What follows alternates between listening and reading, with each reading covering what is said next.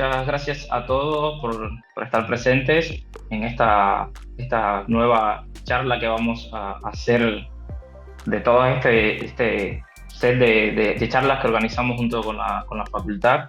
Eh, la verdad es un placer formar parte de esto. Eh, Durante la tarde de hoy, pues bueno, vamos a hablar de una de las modalidades que son de las más, digamos, como complejas de implementar en un servicio de radioterapia, que es precisamente la radiocirugía. Y digo compleja no por, por en sí el procedimiento, sino por todas las cuestiones que se tienen que tener en cuenta en un servicio durante el comisionamiento y durante la realización de un tratamiento de radiocirugía. En la charla de hoy vamos a hablar sobre la historia, las características y aplicaciones de esta modalidad de tratamiento. Como siempre, presento, ahí está, a nuestro equipo de ley científica, de todas las áreas en las que estamos trabajando y bueno, más cercano a la división a la que yo pertenezco, la división de radioterapia. Eh, Mi nombre es Alvin García y bueno, junto a Ezequiel Larger, a Catico Acoello y Miguel Llanes, pues somos cuatro físicos médicos que conformamos esta división y bueno, colaboramos con nuestros usuarios en la difusión de nuestras tecnologías y bueno, también de todo lo que es las tecnologías y las técnicas de radioterapia.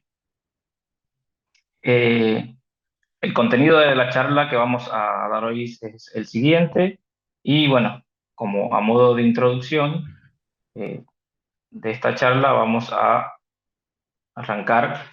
Lo primero, antes de comenzar con la charla, pues es conocer cuál es el término correcto que debemos utilizar, porque durante muchos años ha existido una confusión entre el término estereotáxico y estereotáctico. El término estereotáxico se refiere históricamente al uso de un sistema de coordenadas tridimensional para localizar un objeto, objetivos intracraneales. Mientras que el término estereotáctico fue adoptado en el año 1973 por la Sociedad Mundial de Neurocirugía Estereotáctica y Funcional, surgiendo de la unión de la palabra griega estéreos, que significa tridimensional, y la palabra latina tactus, que significa tocar.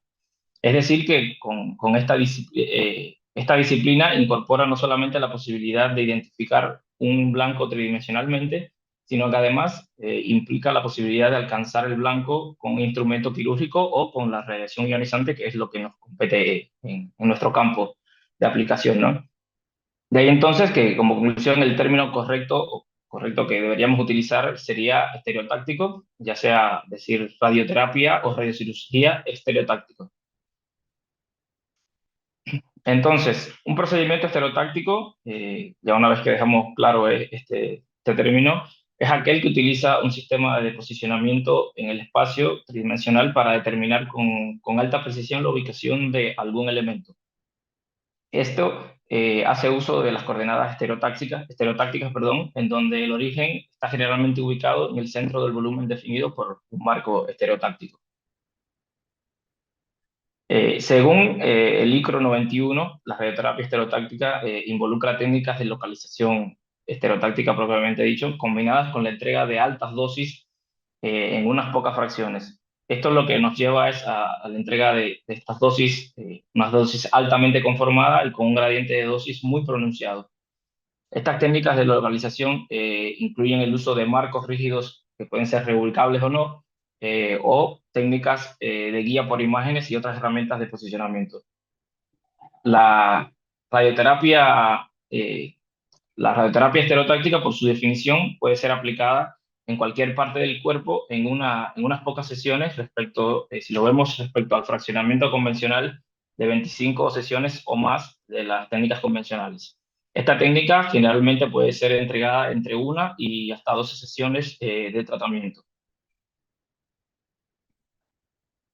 Por otro lado, la radiocirugía estereotáctica, de acuerdo con la definición establecida en el año 2006 por la ASTRO, es una técnica que implica administrar dosis muy altas de radiación con una precisión submilimétrica para inactivar o erradicar el volumen blanco, o sea la lesión, el tumor o alguna lesión benigna, sin necesidad de someter al paciente a una cirugía. Típicamente, esta es realizada en una sesión única, perdón, ahí está. Típicamente es realizada en una, a ver, perdón que se me está corriendo acá, ahí está. Típicamente es realizada en una sesión única o en un número reducido de secciones, pero nunca mayor a 5. Aunque en la actualidad muchos autores reservan el término SRS para el tratamiento que es entregado en una sesión única. Dejan como este término que sea solo para la radiocirugía en una fracción.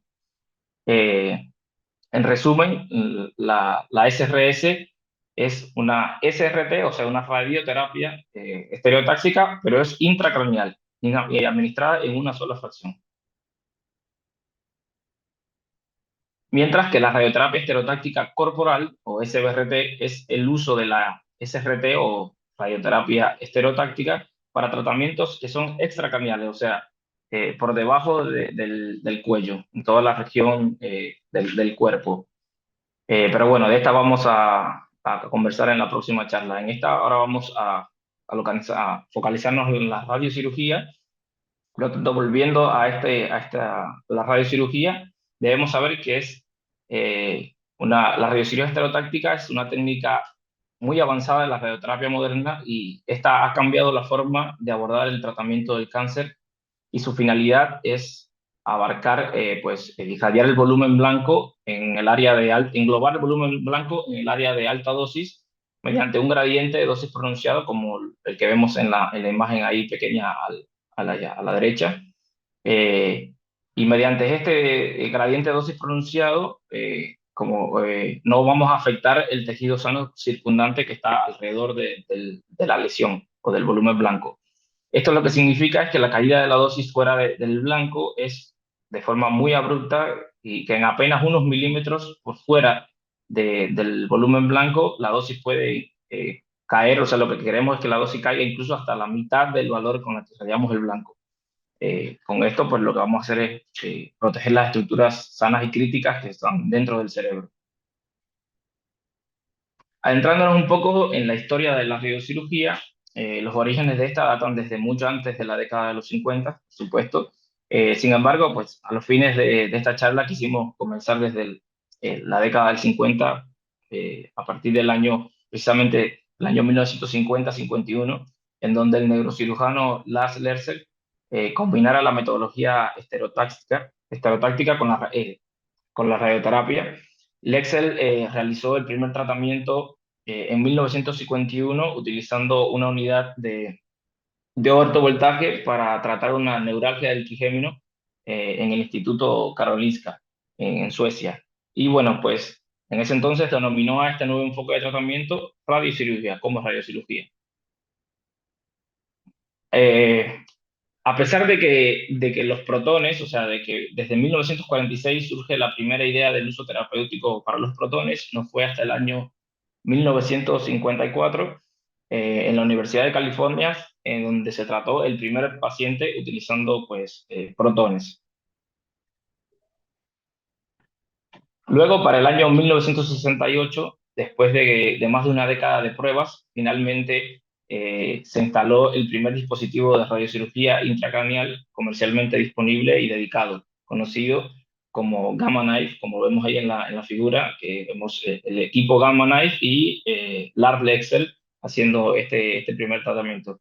Ese mismo año ya se trató el primer neurinoma del acústico utilizando este equipo. Más cercano, pues, a nuestros tiempos, a principios de la década de 1980, surgió la radioterapia estereotáctica utilizando aceleradores convencionales y, bueno, los primeros informes publicados sobre el uso clínico de aceleradores lineales modificados para realizar radiocirugía provinieron o sea, independientemente desde París, Vicenza en Italia y desde Buenos Aires. En Buenos Aires, la modificación se hizo, es la figura que ven en pantalla, es un LINAC modificado para tratamiento de radiocirugía basado en el cual colocaron un sillón móvil y utilizando un marco Tyler Hatch. Esto fue realizado por Oswaldo Betti y Víctor Derechinsky. Luego, en 1994, en la Universidad de Stanford, se realizó el primer tratamiento utilizando lo que fuese en ese entonces un prototipo primer prototipo de un sistema de radiocirugía robótica, en aquel momento denominado como Neurotron 1000, el cual después de, bueno, de muchos años de desarrollo actualmente es conocido es como el CyberKnife. O sea, lo que vemos en pantalla es como el primer prototipo de lo que hoy en día conocemos como CyberKnife. Luego, en 1997, en el Centro Médico de la Universidad de California, fue instalado el primer acelerador lineal capaz de realizar tratamientos de radiocirugía sin ninguna modificación. O sea, es un acelerador, el primer acelerador dedicado que se construyó. Este fue un sistema Novalis desarrollado en conjunto por las empresas Varian y Brainlab y fue una combinación de un Clinac 600 con un micro multilámina y además contaba con un sistema de planificación de tratamiento para radiocirugía, o sea, dedicado. Eh, Tanto el acelerador este Novalis como el prototipo del CyberKnife que mostramos anteriormente fueron los primeros equipos que incluyeron las tecnologías de adquisición de imágenes que ya estaban disponibles, ya sea de megavoltaje o kilovoltaje, y bueno, pues desde entonces la tecnología fue evolucionando en forma muy estrepitosa, permitiendo hoy en día desarrollar tratamientos de radiocirugía con una altísima precisión. Bueno, como veremos durante el resto de la presentación, al final de la presentación vamos a ver cuáles son los equipos que permiten eh, entregar este tipo de tratamientos.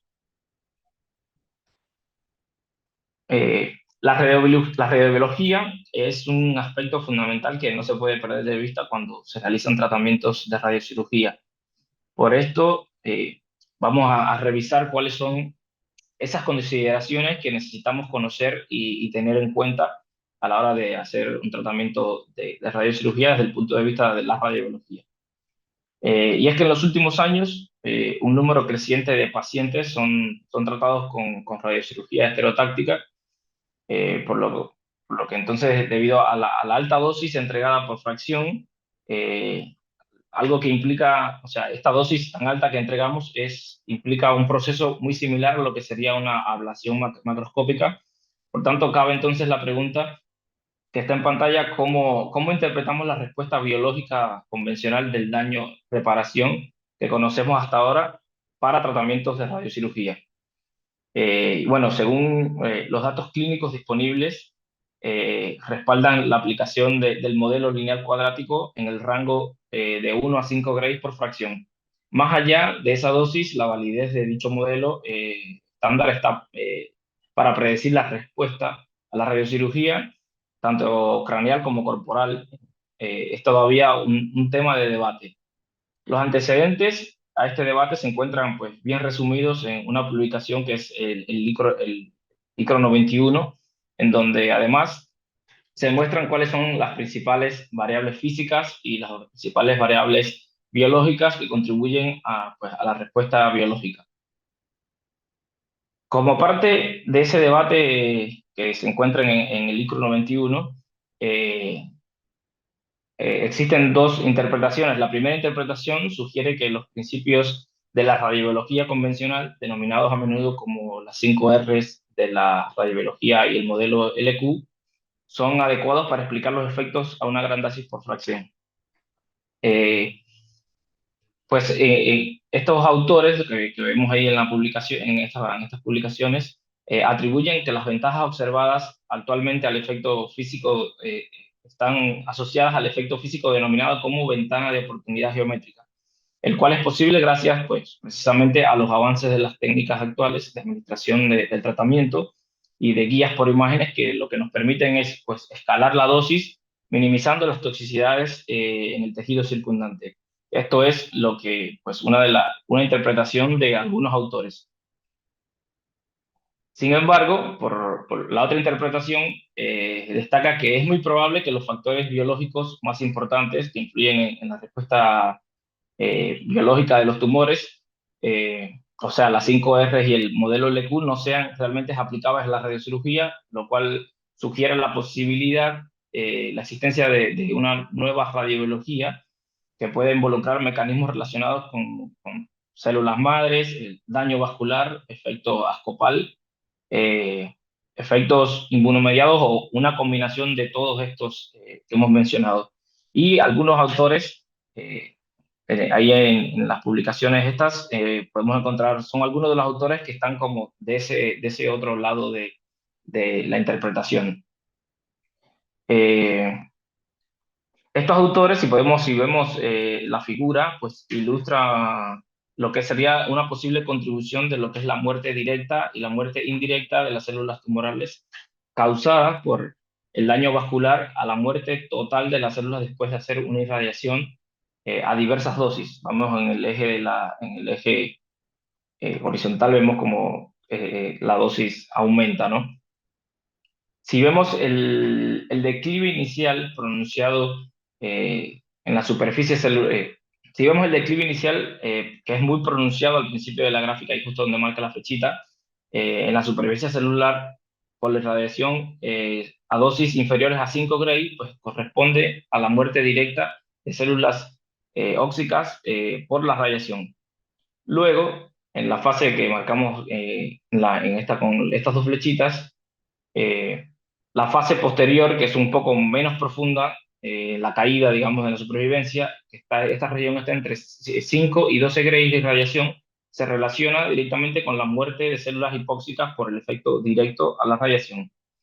Mientras que cuando los tumores están expuestos a dosis superiores al rango de 10 a 12 grays, que sería la última parte de la gráfica, la muerte celular indirecta debido al daño vascular se vuelve pues predominante, lo cual se demuestra pues en esta caída pronunciada de la supervivencia celular. Esta segunda interpretación lo que concluye es que la importancia relativa de la muerte directa frente a la muerte indirecta con respecto a la muerte total de las células tumorales después de un tratamiento de radiocirugía, pues va a depender del tamaño de la fracción, o sea, de la cantidad de dosis que se dé por fracción. Por debajo del rango de los 10 grays, se podría aplicar el modelo lineal cuadrático, y por encima de ese rango, pues está un poco todavía en cuestión y se está estudiando.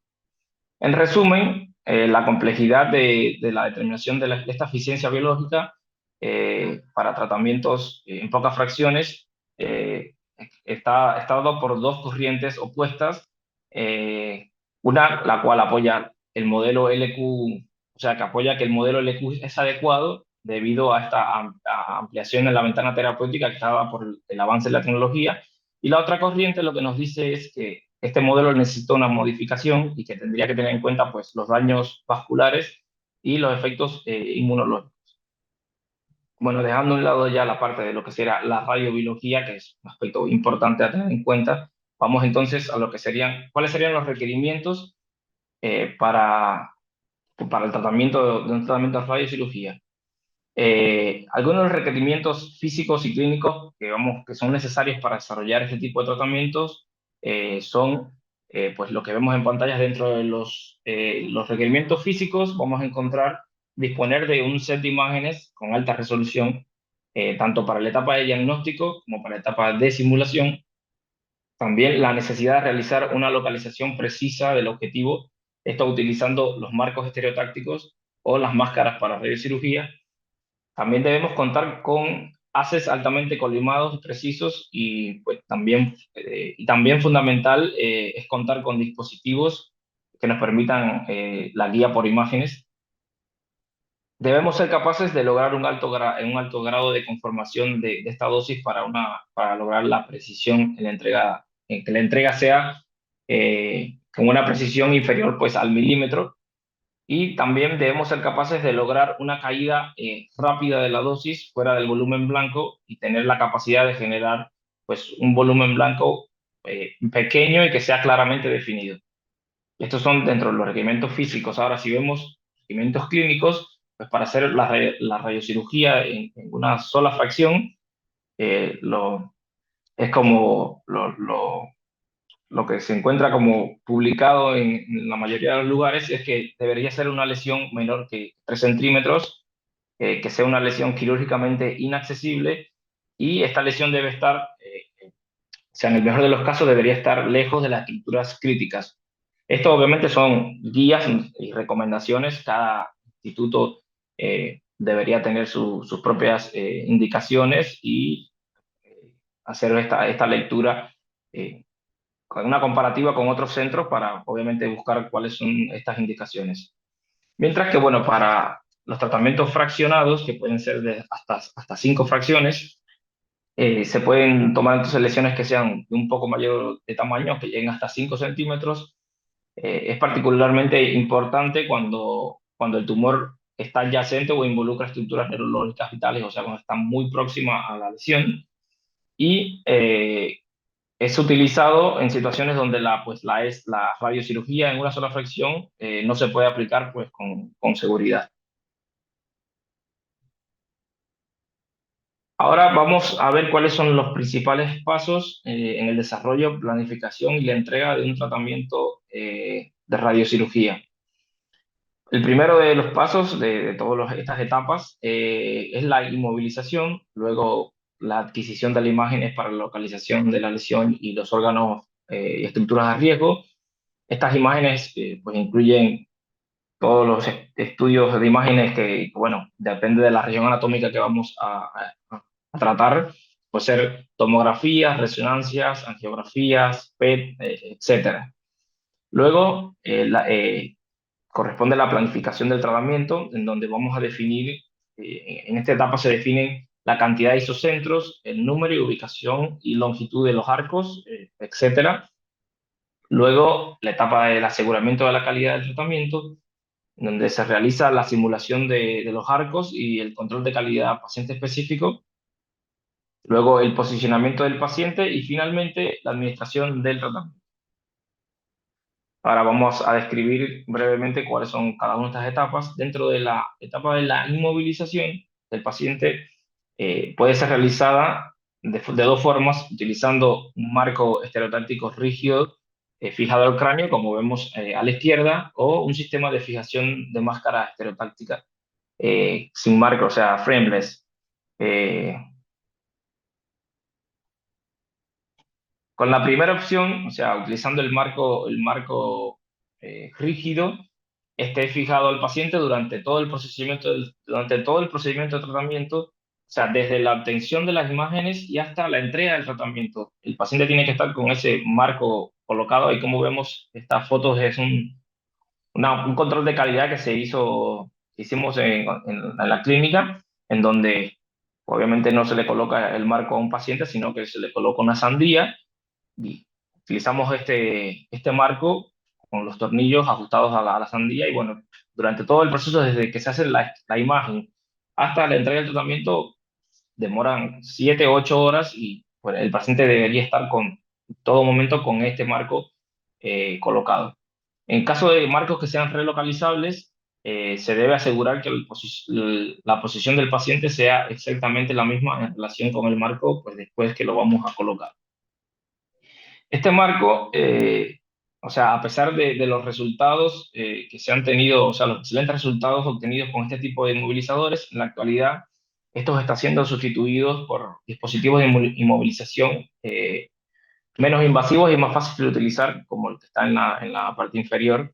Son marcos, son máscaras especialmente diseñadas para tratamientos de radiocirugía que pues agregan pues un grado más de eh, digamos, de rigidez y de precisión al sostén del paciente, pero son mucho menos, o sea, no son invasivos como los marcos anteriores, por lo cual, digamos que la tecnología hoy en día ha migrado hacia este tipo de marcos, por esto mismo, por la flexibilidad y que no son invasivos con el paciente.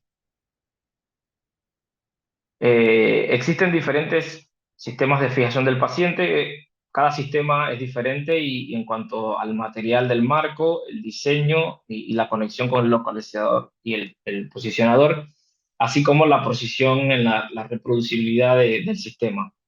Este sistema que vemos en pantalla es el sistema BRW, luego existe otro sistema, el CRW, el sistema Lexel, que es uno de los que más se utilizó durante los últimos 20 años.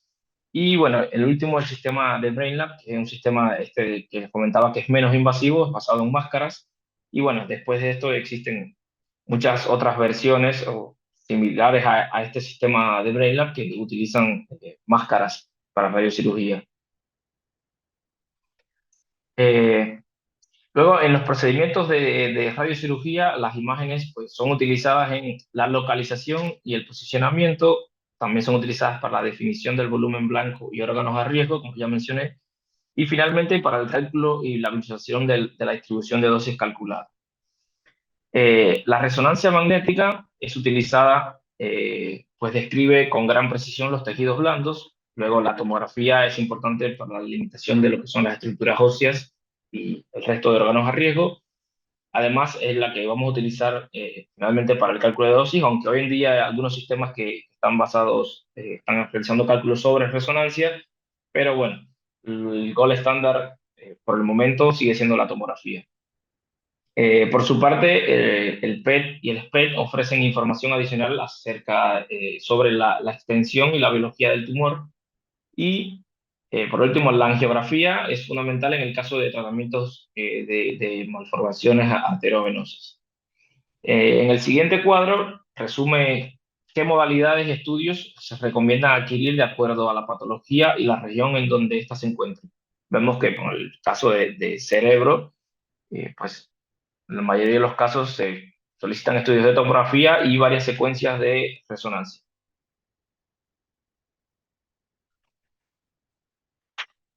Dentro del proceso de la planificación del tratamiento encontramos varios subetapas, digamos, se quiere decir que a continuación pues vamos a revisar brevemente.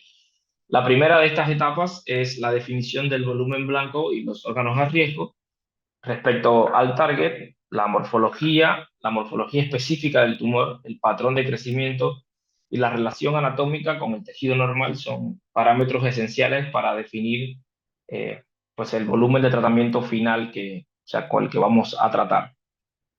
Estos márgenes del CTB y PTB, en el caso de que existan o existiesen, van a variar en función de la patología y la técnica de fraccionamiento.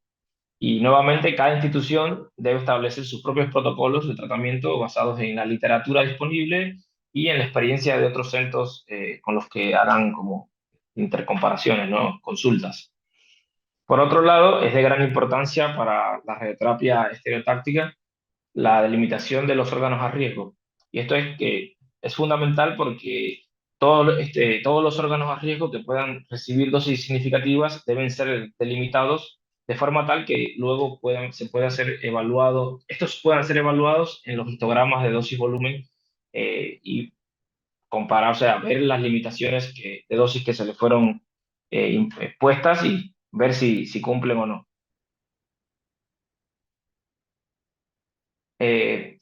Para la delimitación de los órganos a riesgos es importante pues, conocer bien la anatomía y esto nos va a permitir saber cuál es la extensión exacta de cada volumen, ¿no? Eh, Asimismo, esto nos va a permitir pues, delimitar con exactitud estos órganos a riesgo y como decía, esto nos va a permitir después poder hacer una evaluación adecuada de los histogramas dosis-volumen. En el caso de que tengamos target y OVARs muy próximos, pues vamos a considerar que vamos a necesitar zonas de alto gradiente de dosis y si tenemos algún órgano pues mal delimitado, esto nos va a influir directamente en la etapa de la optimización, por lo cual es importante realizar un doble o triple check para localizar y corregir estos posibles errores que puedan surgir y no dejar que la planificación avance y después encontrarnos con este error mucho más adelante. Eh, es necesario, durante el proceso de planificación, es necesario definir el punto objetivo estereotáctico. Este punto de referencia, o mejor conocido como isocentro de tratamiento, es el punto que debe ser en donde debe ser posicionado exactamente el isocentro del equipo. En el caso de una lesión única, este punto generalmente estará ubicado dentro del volumen blanco, mientras que en el caso de que existiesen múltiples blancos y se va a emplear un único isocentro, este debe colocarse pues, en una posición que sea conveniente, de forma que optimice la planificación y la entrega de dosis. Asimismo, si el tratamiento se realizará utilizando pues, conos, entonces deberán ser definidos, generalmente se definen más de un isocentro entonces.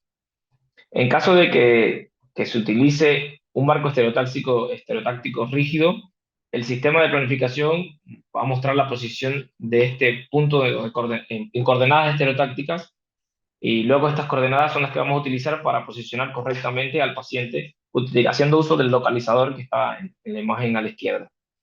Y con esto lo que vamos a hacer es hacer coincidir el isocentro de tratamiento con el isocentro del equipo.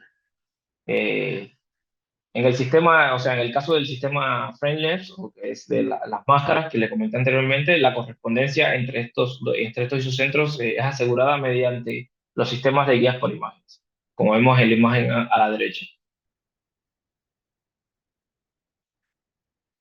En la parte respecto a la prescripción de dosis, nuevamente el reporte 91 del ITRU cubre diferentes aspectos relevantes, y entre ellos la prescripción de dosis.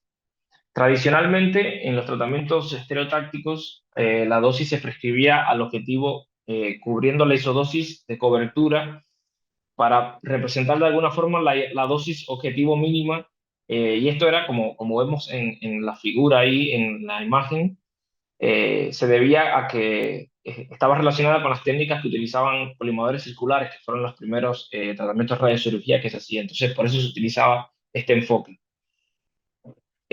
Nuevo, en comparación con esta práctica, el ICRU propone el enfoque volumétrico, en el que la dosis absorbida se prescribe a la superficie de isodosis que debe cubrir pues el porcentaje óptimo del PTB, mientras que obviamente se restrinja de manera óptima la dosis a los órganos a riesgo adyacentes en caso de existir.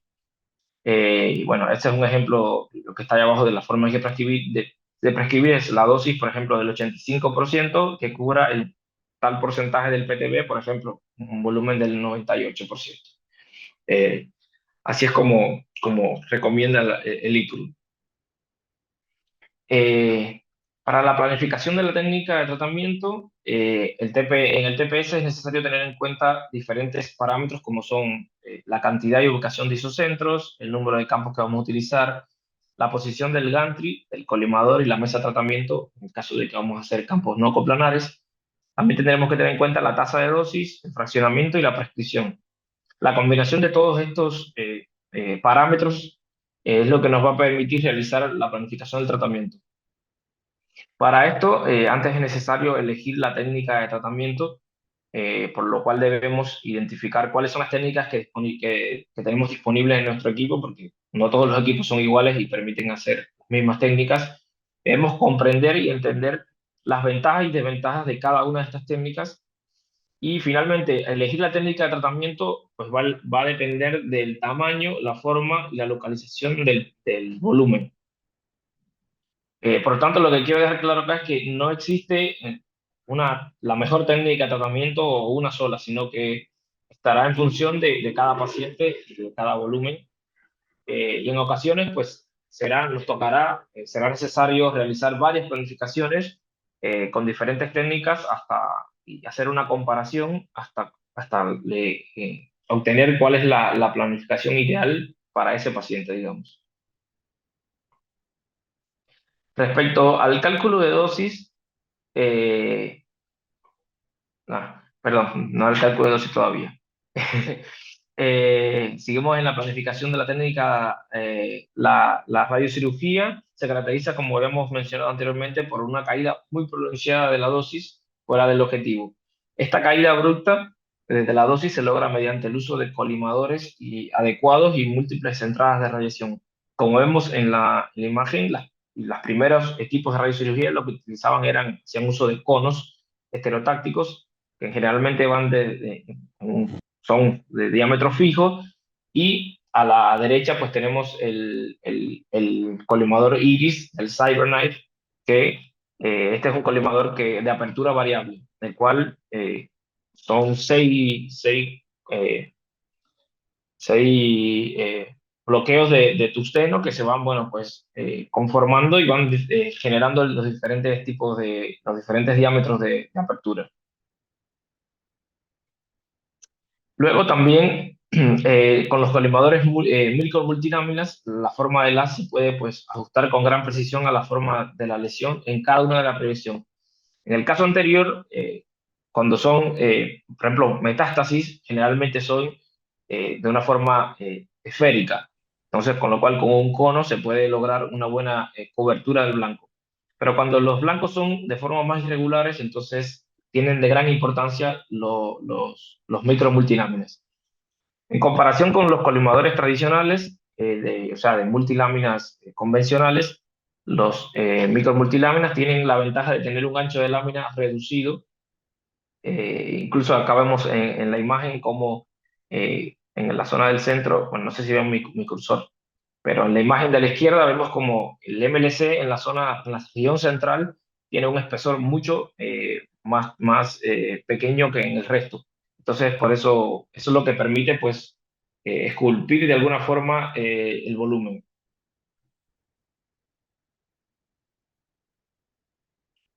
El TPS va a utilizar los volúmenes que nosotros delimitamos para efectuar lo que es el cálculo de la dosis. Y existen dos formas de realizar esta planificación. La planificación directa, la cual hace referencia a la configuración manual de los haces, o sea, el usuario va a colocar los haces en la entrada, de la forma en que mejor le parezca y de acuerdo a su experiencia, ¿no? Y posteriormente se realiza la evaluación de la distribución de dosis obtenida en los volúmenes de interés. Si estos no cumplen con los objetivos, tanto para los órganos a riesgo como para el volumen blanco, pues se deberá buscar una nueva configuración diferente para estos haces. Esta es como una forma muy, muy manual de hacer la planificación, pero luego existe lo que es la planificación inversa, en donde el TPS realiza la configuración de los haces de forma automática en función a unos objetivos específicos introducidos por el usuario, y el TPS utilizando estas metas va a intentar pues que la solución converja a la solución óptima. Ahora sí, para el cálculo de dosis, para el cálculo de visualización de la distribución de dosis 3D, hoy es posible mediante poderosos sistemas de planificación que cuentan con sofisticados algoritmos de cálculo que mejoran la precisión del modelado de las interacciones entre las diferentes partículas y, por supuesto, entre la materia. Existen, en dependencia del TPS, varios algoritmos disponibles para realizar el cálculo de la distribución de dosis. Los algoritmos de cálculo juegan un papel importantísimo hoy en día en la radioterapia y son la base para optimizar y obtener los mejores diseños de planificación. Estos algoritmos pueden clasificarse en general en los algoritmos basados en factores, en donde el cálculo de la dosis es empírico y se hace interpolando o extrapolando la dosis a partir de algunas mediciones obtenidas en un fantoma de agua. Y luego tenemos los algoritmos basados en modelos que calculan la dosis en el paciente modelando la representación del haz y su interacción con el paciente.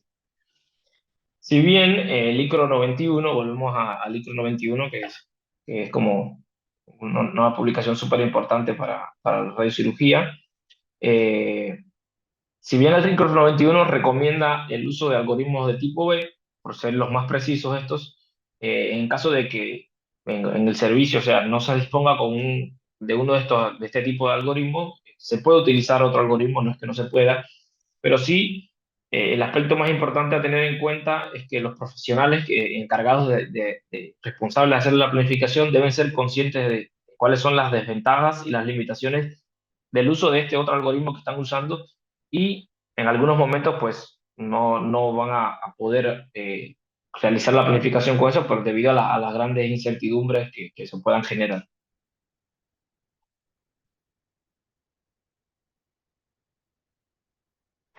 Eh, Como último aspecto dentro de lo que es la planificación del tratamiento, la decisión sobre, queda como cuál sería la decisión sobre el mejor plan de tratamiento, ¿no?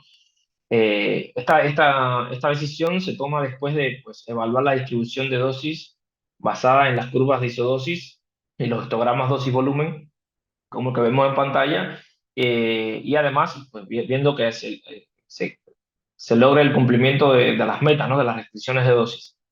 Sin embargo, una evaluación objetiva para los planes de radiocirugía pues requiere de indicadores numéricos que reflejen las propiedades significativas del tratamiento que es planificado. Eh, no obstante, por ejemplo, indicadores tradicionales como son la dosis mínima o la dosis media máxima no van a ser entonces suficientes para los tratamientos de radiocirugía, pues estos no permiten apreciar la información espacial en la distribución de dosis. Es por esto que se han introducido índices dosimétricos para la evaluación de la planificación en radiocirugía, como son, por ejemplo, el índice de cobertura, el de homogeneidad, conformidad, gradiente, la dispersión de dosis baja o dosis alta. Estos son algunos de los que están los más utilizados en la literatura, pero sin duda, hoy en día los más utilizados, los más representativos son el índice de homogeneidad, el de conformidad y el de gradiente. El radioterapeuta y el físico, luego de hacer la planificación, pues apoyándose en todas estas herramientas, van a evaluar la calidad del plan y finalmente es responsabilidad pues, del radioterapeuta aprobar la aprobación del tratamiento. Eh, Luego, otra de las etapas que habíamos visto desde el inicio, eh, después que hacemos la planificación del tratamiento, entonces toca hacer la etapa de aseguramiento de la calidad. Y es que la radiocirugía describe un enfoque de tratamiento que es muy agresivo debido pues, a las dosis administradas por fracción, esto ya lo sabemos. En consecuencia, la menor desviación en la administración de la dosis nos puede conducir a errores que son críticos con resultados que pueden ser drásticos. Eh, entonces, para minimizar estos posibles errores a niveles razonables, la garantía de calidad debe ser más sensible y mucho más completa que para aplicaciones de radioterapia que son convencionales. Organizaciones internacionales como son la AAPM o el OIEA han publicado a lo largo de los años varios informes con recomendaciones de cuáles son los controles de calidad a realizar en un equipo en donde se realizan tratamientos de radiocirugía, o sea, un equipo dedicado. En la actualidad no existe un documento dedicado exclusivamente a este tema, como fue en su momento el reporte 54 de la AAPM, cual fue publicado en los años 90, y este presentó una tabla que resume cuáles son las tolerancias alcanzables en la localización y el posicionamiento para esta modalidad de tratamiento. Sin embargo, a pesar de los años, tantos años que han pasado, estos valores no han variado desde entonces y se han convertido en una característica pues, distintiva de los tratamientos de radiocirugía. Otros informes han sido adaptados a las tecnologías modernas y han sido publicados, como es el caso del TG 149, 142 también de la AAPM, en donde se detallan las pruebas, sus frecuencias y tolerancias para cada uno de los componentes, digamos, mecánicos, dosimétricos, de imagen, de seguridad, para los equipos que realizan pues, los tratamientos de radiocirugía. Una vez que digamos que nuestro equipo sabemos que nuestro equipo tiene todo el programa de control de calidad, está bien establecido y se ejecuta, luego de hacer la planificación, otra etapa es la simulación de los arcos prescritos. Con esto lo que vamos a hacer es eh, tomar la planificación y el físico o uno de los licenciados que está encargado van a ir hasta el equipo y lo que van a hacer es como ejecutar el tratamiento, obviamente los movimientos nada más, movimientos de gantry, de colimador, de camilla. Con esto lo que vamos a asegurarnos es de que cuando después vayamos a hacer el tratamiento no exista riesgo de una colisión. Entonces, esto es una etapa también súper importante y muy crítica dentro del proceso. También otro aspecto indispensable dentro del proceso de aseguramiento de la calidad es generar un control de calidad paciente específico. Este proceso verifica bajo las mismas condiciones en las que el paciente será irradiado, que la dosis planificada para el paciente sea la correcta, digamos. Para esto existen distintos sistemas que permiten medir la dosis y compararla con la que calcula el sistema de planificación, como por ejemplo son cámaras de ionización dentro de un Phantom, obviamente. Esto es, nos da la dosis en un punto, sería como el, el sistema de control de calidad como menos deseado, porque calculamos la dosis solo en un punto. Después tenemos películas radiocrómicas.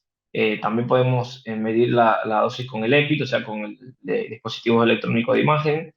Existen también maniquíes que son dedicados, como por ejemplo el SRS MapCheck.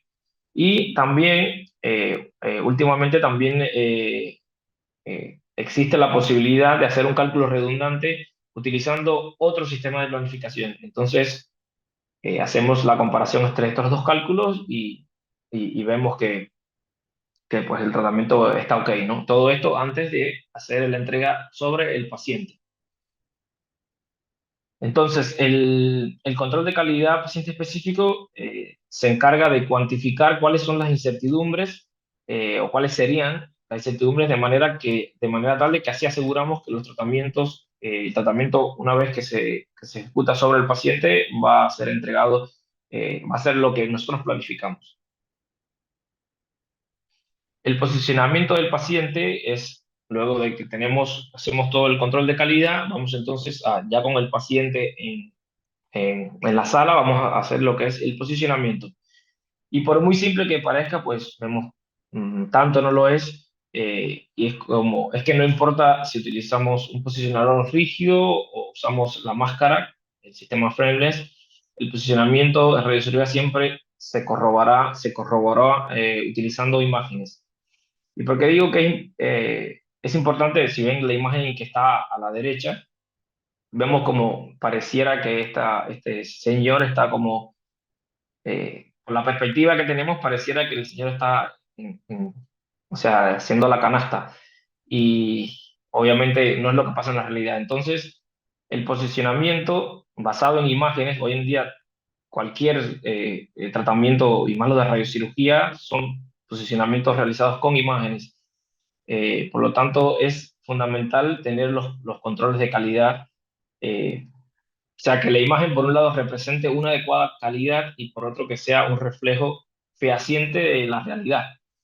Así pues evitamos una interpretación errónea de lo que pudiese representar y evitamos así pues consecuencias catastróficas.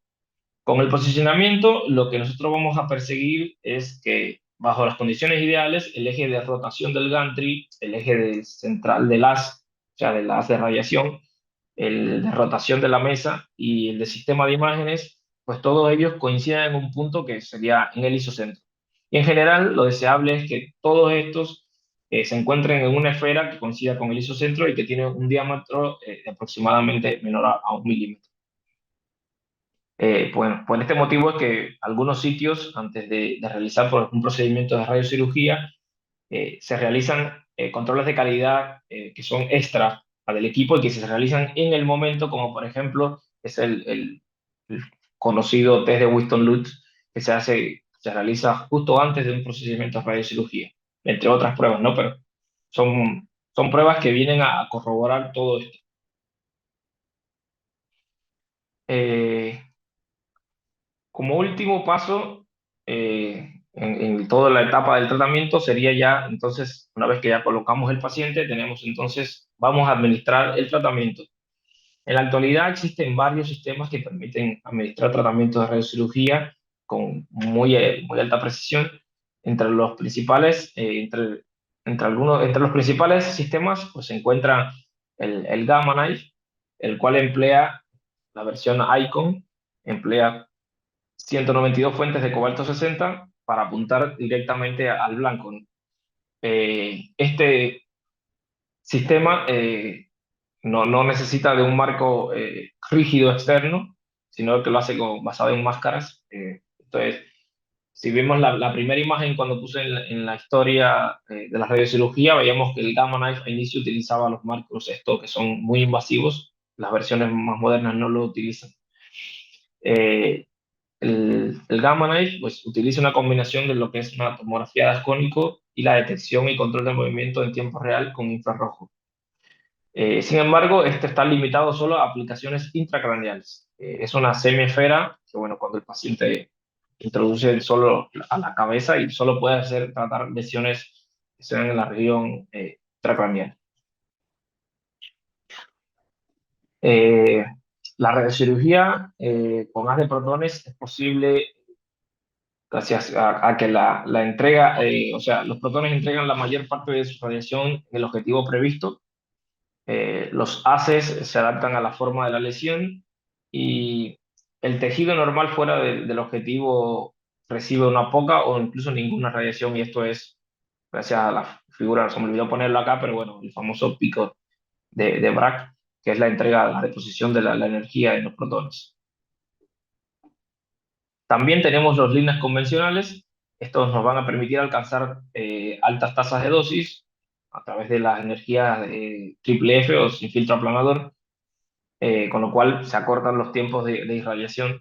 Eh, También pueden incluir diversos sistemas de imágenes, ya pueden ser sistemas de megavoltaje, kilovoltaje o los sistemas estereoscópicos, como puede ser SALTRAC, por ejemplo. Eh, los aceleradores lineales son versátiles en cuanto a las técnicas disponibles que puedan tener y los sistemas de colimación. Obviamente todo esto depende del equipo que se tenga, no es que el equipo tiene todo, sino que cada equipo está limitado según lo que se adquiere. Y con el equipo de las líneas convencionales vamos a poder realizar tratamientos en cualquier parte del cuerpo. Otro de los equipos que también es como gold standard para el tratamiento de radiocirugía es el CyberKnife, el cual es un LINAC montado sobre un vaso robótico que nos va a permitir alcanzar una precisión submilimétrica en todos los tratamientos. Este dispone de tres sistemas de colimación que son intercambiables. Tenemos los conos, el iris, que es el cono este de apertura variable, y el micromultilámina. Y además este sistema cuenta con varios métodos de rastreo, depende de la lesión en qué región esté localizada. Existen métodos de seguimiento para hacer un tracking de la lesión, y también nos va a permitir tratar lesiones en cualquier parte del cuerpo. SAP-X es uno de los últimos equipos que se han introducido en el mercado y es también dedicado exclusivamente al tratamiento de radiocirugía. Por lo tanto, por eso pongo aquí que está hecho a medida para radiocirugía, pues cuenta con un haz que es de 3 mega, de 3 mega, de 3 MB. Eh, entonces, con esta energía pues, más baja, lo que vamos a poder lograr es una protección, lograr mayor protección de los tejidos, de los órganos circundantes. Además, el hecho de que tenga una SAT de 45 centímetros nos va a permitir pues, tener una penumbra mucho menor. Además, un sistema que no requiere búnker, pues es autoblindado y, sin embargo, está limitado también a tratamientos, al igual que el Gamma Knife, está limitado solo a tratamientos intracraneales.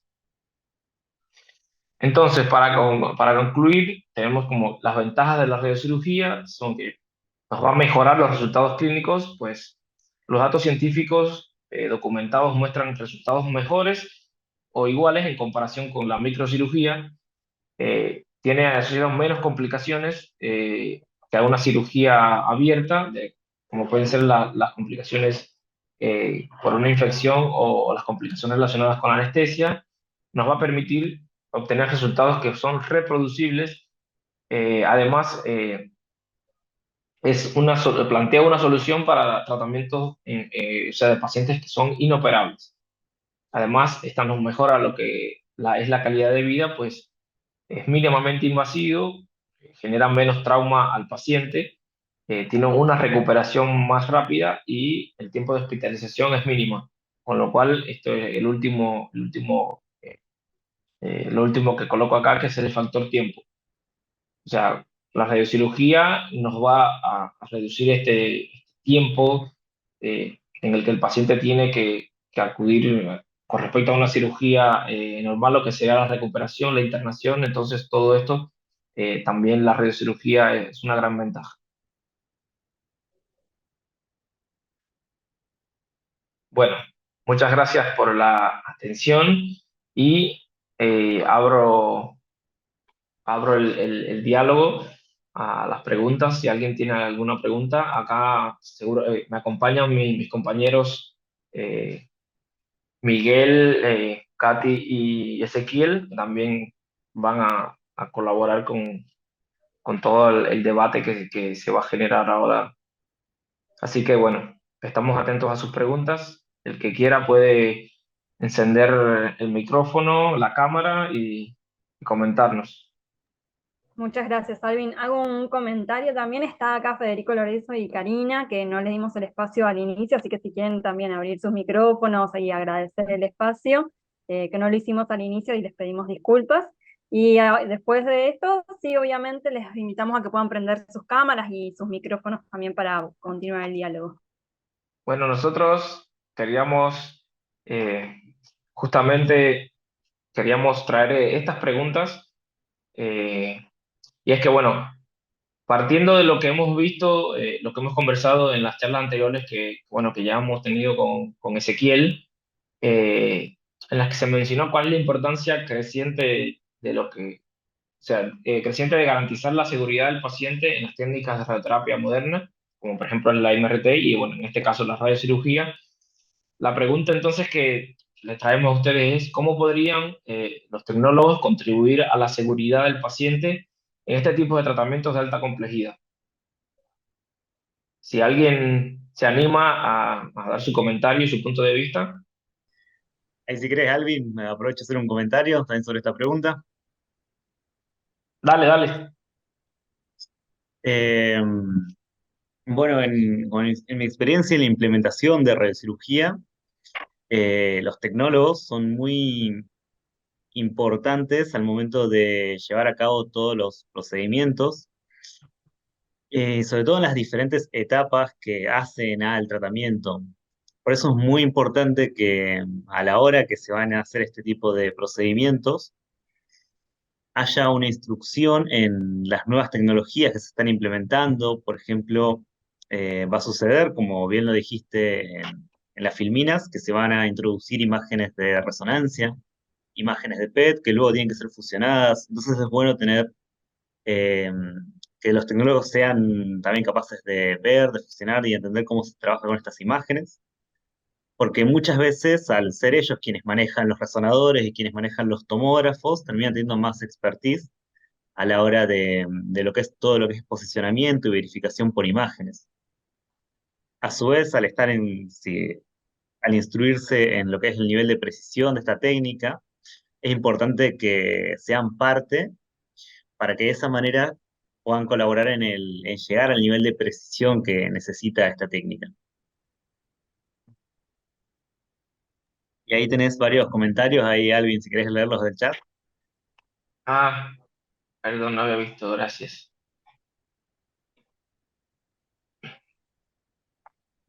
Acá Natalia Antosi comenta, primero que nada, manteniéndose actualizados en cuanto a conocimientos y avances. Eso es totalmente correcto, o sea, es una parte fundamental de todas las nuevas tecnologías, es mantener, o sea, el entrenamiento, o sea, la formación es constante. No se puede aspirar o pensar que haciendo un curso de un día y tener la presencia de alguien de fábrica por un momento, ya se va a saber todo. Esto es un proceso que es iterativo y de acumulación de conocimiento. Así que muchas gracias por el comentario muy acertado. Eh, Mariana Signorino nos dice que verificando el correcto posicionamiento en el equipo, por medio de la fusión de imagen antes de iniciar el tratamiento. Bueno, esto es un poco lo que nos decía Ezequiel. También es importante tomarse el tiempo necesario para cada paciente, independientemente de la clínica. Esto es sí, muy importante, la verdad, y sobre todo los tratamientos de radiocirugía, que son tratamientos que llevan un poco más de tiempo que, que el tratamiento convencional, sobre todo por esto de, yo decía también durante la charla que eh, los físicos generalmente antes del tratamiento, justamente antes, hacen algunas pruebas para corroborar que la máquina está en parámetros. Entonces es ese tiempo de los físicos, después todo el tiempo del tratamiento, entonces esto genera todo, ¿verdad? Que un atraso, si se quiere, de alguna forma, y una incomodidad en el resto de los pacientes, pero bueno, es algo que hay que entender y que no se puede pasar por alto, es sumamente importante. Eh, entonces, sí. La próxima pregunta es, ¿cuáles son los aspectos en los que usted propondría una capacitación para implementar o mejorar la práctica clínica en radiocirugía? No sé si alguien de los presentes tiene experiencia con tratamientos de radiocirugía. ¿Se nos puede contar un poco? Buenas noches, ¿se escucha? Sí, ahora se escucha. Ok, bueno, buenas noches para todos. Bueno, muy interesante la charla de hoy. Bueno, a nivel médico, uno de los puntos críticos, obviamente como en todo tratamiento médico, aparte de la indicación, el análisis del paciente, la correcta indicación, o sea, las radiocirugías hay que ponderar muchos aspectos clínicos, como pueden ser el perfume de estatus del paciente, la cantidad de metástasis encefálicas, el primario controlado, etcétera. Pero bueno, una vez ya decidida la estrategia terapéutica, yo creo que para la parte médica clínica es fundamental el correcto delimitación de los volúmenes. Eso para nosotros es capital, no solo del órgano blanco, del GTB. Recordar que muchas veces en radiocirugía no se usa CTB, el CTB es de 0 milímetros, y todo lo que son los órganos de riesgo. En tanto, en algunas instituciones donde yo trabajo, trabajamos con imagenólogos para, bueno, contornear lo que son estructuras nerviosas, vasculares, todo lo que son órganos de riesgo, pero es un punto crítico. Luego también los temas de control de calidad, pero son más inherentes al área física. Gracias, Federico, por el comentario. Pregunta para ustedes, para los físicos. ¿Qué PTB generalmente utilizan en ustedes en radiocirugía o su experiencia clínica? Y la verdad que eso es un tema como, depende mucho de cada servicio, me parece. O sea, no hay un número establecido. Yo creo que depende, o sea, del protocolo que se utilice en cada clínica y además de la máquina que se tenga. O sea, dependiendo de todas estas cosas, yo creo que se puede llegar a un consenso eh, para entonces establecer un PTB. Pero yo creo que, o sea, lo correcto es hacer un estudio previo y capaz hacer distintos PTBs y ver el grado de cobertura que se pueda lograr, ¿no? Eh, entonces, a partir de esto, establecer y siempre consultarlo con colegas, obviamente. Pero decir un número es como algo, y además depende también de la patología. Entonces, creo que, no sé, un número así como no existe, me parece.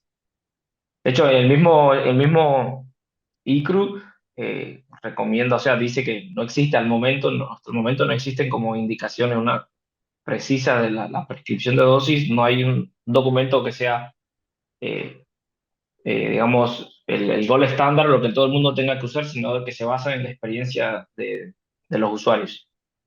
No así como, por ejemplo, si existen varias publicaciones para lo que es órganos a riesgo, pero el PTB es, no sé, un tema bastante... Pero en el no entorno de sé. 1 o 2 milímetros, dependiendo el equipamiento, o sea, generalmente no es más que eso. Sí, Otro, sí, no es más que eso, no es más que eso, sí, sí, sí. Pero y bueno, otro punto clave también es para hacer la fusión con imagen, con la resonancia, lo ideal sería que sea dentro de la semana de la resonancia a que se hace la fusión y el procedimiento.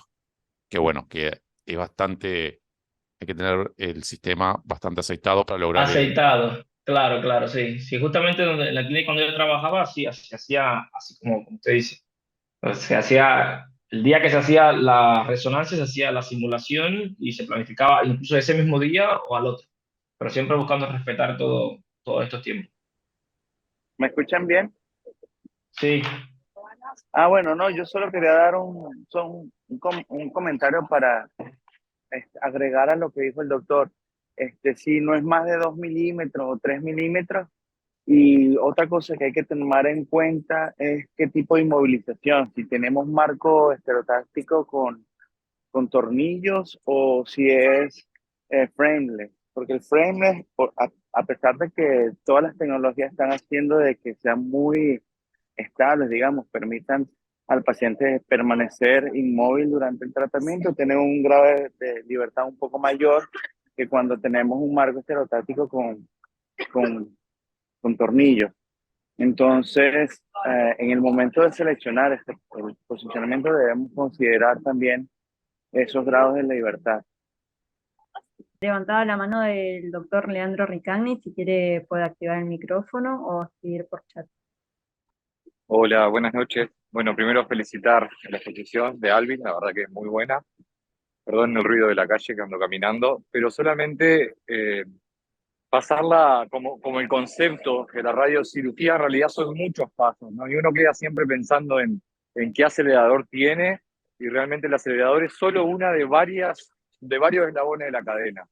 El eslabón que quería sumar también, además de la aplicación, además del equipo, es qué, qué instrumento tenemos de formación de imágenes, ¿no? Porque eso es muy importante y sobre todo cuando vamos a utilizar técnicas que no son de isocentro para tratar metástasis múltiples, por ejemplo, cuanto más nos alejamos del isocentro, el error geográfico puede ser muy importante. Entonces eso tiene también que estar medido y aumentar los márgenes, pasar el concepto médico, que nosotros el pecado es errarle a la lesión.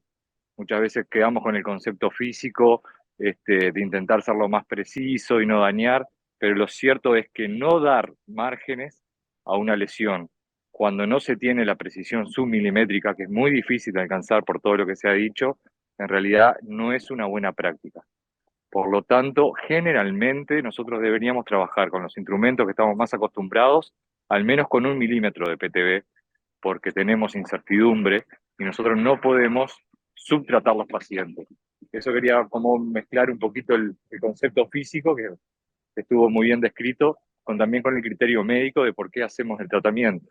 Entonces también sumar a la ecuación la adquisición de imágenes y la deformación de imágenes cuando fusionamos con resonancia, por ejemplo, y todos esos elementos empiezan como a sumar incertidumbres que tiene que ser valorada finalmente y tenemos que pasarla al PTB. Sí es cierto, como bien decía Federico, que no, generalmente no trabajamos con CTB, pero en la mayoría de los casos deberíamos trabajar con PTB, aunque no siempre es la práctica. Pero bueno, es como una idea que quería transmitir también. gracias por el comentario. Y Alvin, si puedo agregar algo, un comentario más. Dale, dale. Eh, Sumando ahí a lo que dijo el doctor Ricagni, hay un análisis muy interesante que se pueden hacer en las clínicas, que es el análisis de Van Hertz, que es un tipo de examen que se puede realizar en la clínica, que se hizo en la clínica donde yo trabajaba antes a la hora de implementar radiocirugía. Es un estudio de todas las incertidumbres asociadas a los sistemas con los que se realiza el tratamiento, que es una manera de analizar los errores sistemáticos y aleatorios que están dentro de todo el proceso de tratamiento, que va desde que entra el paciente y le hacemos la tomografía y la resonancia, que como bien dijo el doctor Lorenzo, debería ser la misma semana. Idealmente debería ser en el mismo día y en ese mismo momento, con los mismos inmovilizadores. Evaluar las deformaciones de esas imágenes, porque sabemos que las resonancias tienen deformaciones, no es como una tomografía, y el resonador debería tener control de calidad. Todas esas son cosas que suman incertidumbres y es después a lo que hace a un PTB que sea específico de nuestra clínica y específico del tratamiento que estamos realizando. Es un estudio que es complejo de hacer en las clínicas, que lleva mucho tiempo y requiere personal dedicado para hacer mucho análisis estadístico de cuáles realmente son nuestras incertidumbres.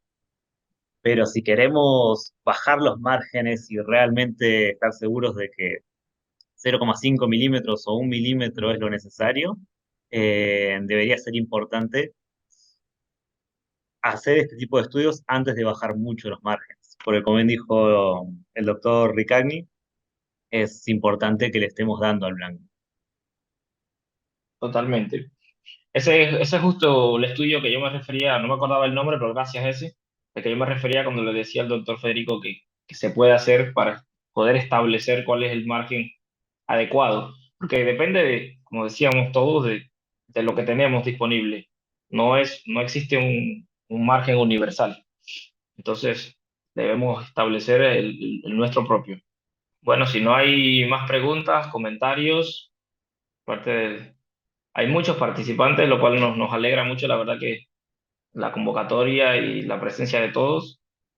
Espero bueno, estas charlas que estamos realizando le sean útil y, bueno, la idea es seguir generando este tipo de comentarios al final, de debates, para que podamos todos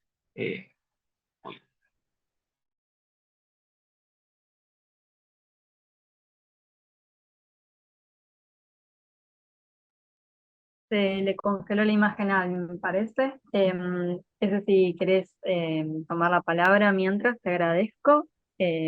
También después, por último, vamos a sacar la foto final. Bueno, finalizar como venía haciendo mi compañero, agradecerle a todos por la presencia, la verdad que estuvo bueno este último debate, un poco de vista, un poco de vista de la experiencia que tenemos en la clínica, tanto porque estamos en entrenamiento como porque ya estamos realizando estas técnicas, que vale la aclaración que esto es una formación constante, es necesario que uno se mantenga actualizado en estos temas, así que siempre es muy importante generar todo tipo de ateneos o momentos en la clínica diaria donde podamos poner en común nuevos trabajos de investigación, qué está sucediendo en la actualidad, para esa manera ir manteniéndonos al corriente y ir llevando la radioterapia a lo que sería una radioterapia moderna y de avanzada, de vanguardia. Así que si querés, Joy, podemos hacerlo de la foto. No sé si me quieren Dale, acompañar. perfecto, gracias. No sé si Federico, vos querés agregar algún comentario antes del cierre. No, agradecerles nada más y bueno, y nos veremos en la próxima semana. Después tengo que hablar un poquito del tema del taller para coordinar, pero Sí. eso más adelante. Sí. Justamente estábamos hablando recién con Karina, cuándo vamos a empezar a comunicarles bien cómo es la dinámica para que las personas se puedan inscribir, porque vamos a tener, como son tantas personas, y la idea es que tengan un dispositivo, una computadora, cada persona, queremos organizarnos para que todas las personas puedan disfrutar. El taller va a ser presencial, obviamente, y requiere de las computadoras y del software. Así que bueno, más adelante vamos a comunicarles bien cómo va a ser la dinámica y qué pasos hay que seguir para que se puedan anotar en el día que quieran elegir. Muchísimas gracias, esto después lo vamos a estar compartiendo, así que bueno, ya saben que toda la información la mandamos después el viernes seguramente con el link y con toda la información de los encuentros, material bibliográfico, así que bueno, nos vemos el próximo martes en el mismo horario, en el mismo link. Muchísimas gracias.